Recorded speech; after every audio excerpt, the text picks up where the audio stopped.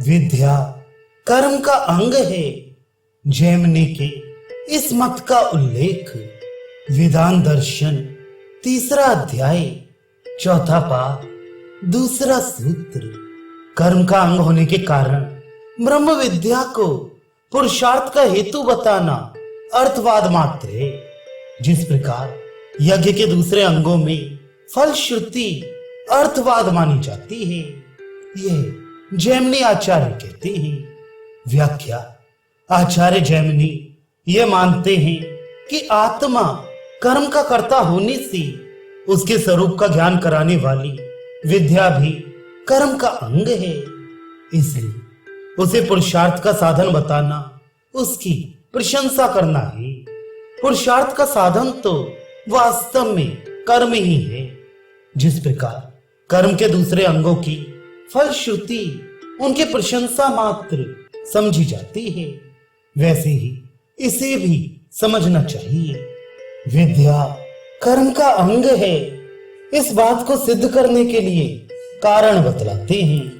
3 सूत्र।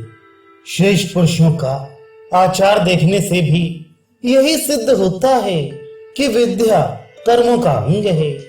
व्याख्या।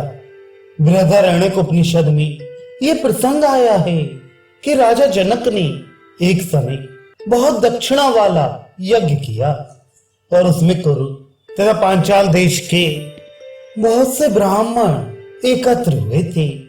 छांदोग्य में वर्णन आया है कि राजा अश्वपति ने अपने पास ब्रह्म विद्या सीखने के लिए आए हुए ऋषियों से कहा, आप लोग सुने, मेरे राज्य में न तो कोई चोर है, न कंजूस है, न मद्य पीने वाला है, न अग्निहोत्र करने वाला है और ना कोई विद्याहीन है।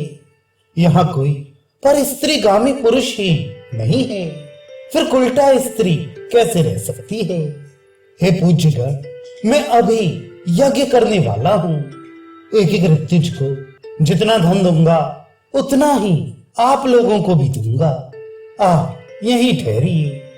महर्षि उद्दालक भी यज्ञ कर्म करने वाले थे, जिन्होंने अपने पुत्र श्वेतकेतु को ब्रह्म विद्या का उपदेश दिया था। याज्ञवल्क्य भी जो ब्रह्मवादियों में सर्वश्रेष्ठ माने गए थे, गृहस्थ और कर्म करने वाले थे। इस प्रकार श्रुति में वर्णित श्रेष्ठ पुरुषों का आचरण देखने से भी यही सिद्ध होता है कि ब्रह्म विद्या कर्म का ही अंग है और कर्मों के सहित ही वह पुरुषार्थ का साधन है। इसी बात को श्रुति प्रमाण से ग्रहण करते हैं। 4 सूत्र। तद विषयक श्रुति से भी यही बात सिद्ध होती है। व्याख्या। श्रुति का कथन है कि जो ओंकार रूप अक्षर के तत्व को जानता है और जो नहीं जानता, वे दोनों ही कर्म करते हैं।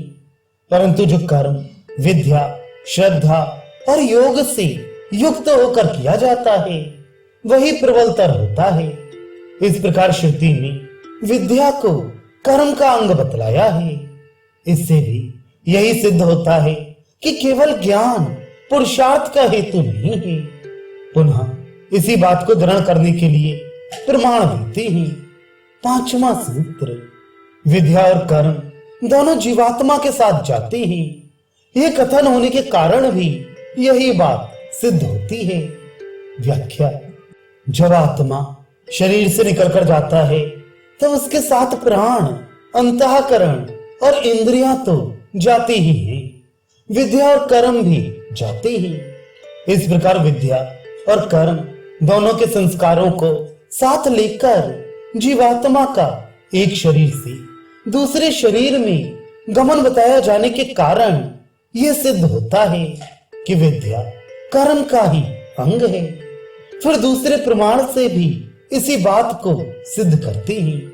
6वां सूत्र। आत्मज्ञान युक्त अधिकारी के लिए कर्मों के विधान का कारण भी यही सिद्ध होता है। व्याख्या। श्रुति ने ब्रह्म विद्या की परंपरा का वर्णन करते हुए कहा है कि उस ब्रह्म ज्ञान का उपदेश ब्रह्मा ने प्रजापति को दिया। प्रजापति ने मनु से कहा, मनु ने प्रजावर्ग को सुनाया। ब्रह्मचारी नियमानुसार गुरु की सेवा आदि कर्तव्य कर्मों का भली भांति अनुष्ठान करते हुए वेद का अध्ययन समाप्त करी। फिर आचार्य कुल से समावर्तन संस्कार पूर्वक स्नातक बनकर लौटे और कुटुंबों में रहता हुआ पवित्र स्थान में स्वाध्याय करता रही। पुत्र और शिष्य आदि को धार्मिक बनाकर समस्त इंद्रियों को अपने अंतःकरण में स्थापित करी। इन सब नियमों को बताकर उनके फल का इस तरह वर्णन किया है। इस प्रकार आचरण करने वाला मनुष्य अंत में ब्रह्मलोक को प्राप्त होता है। इस तरह विद्या पूर्वक कर्म करने के विधान से यह बात सिद्ध होती है कि विद्या कर्म का अंग है। इतना ही नहीं, अपितु सातवां सूत्र श्रुति में नियमित किया जाने के कारण भी कर्म अवश्य कर्तव्य है, अतः विद्या कर्म का अंग है, यह सिद्ध होता है। व्याख्या। श्रुति का आदेश है कि मनुष्य शास्त्र विहित श्रेष्ठ कर्मों का अनुष्ठान करते हुए ही इस जगत में 100 वर्षों तक जीवित रहने की इच्छा करे। इस प्रकार जीवन यात्रा का निर्वाह करने पर तुझ मनुष्य में कर्म लिप्त नहीं होंगे। इसके सिवा दूसरे प्रकार का ऐसा कोई उपाय नहीं है जिससे कर्म लिप्त ना हो। इस प्रकार आजीवन कर्मानुष्ठान का नियम होने से भी यही सिद्ध होता है कि केवल ज्ञान पुरुषार्थ का हेतु नहीं है। इस प्रकार जैमिनी के मत का वर्णन करके सूत्रकार अपने सिद्धांत को सिद्ध करने के लिए उत्तर देते हैं। यह अगले प्रकरण में आरंभ करेंगे।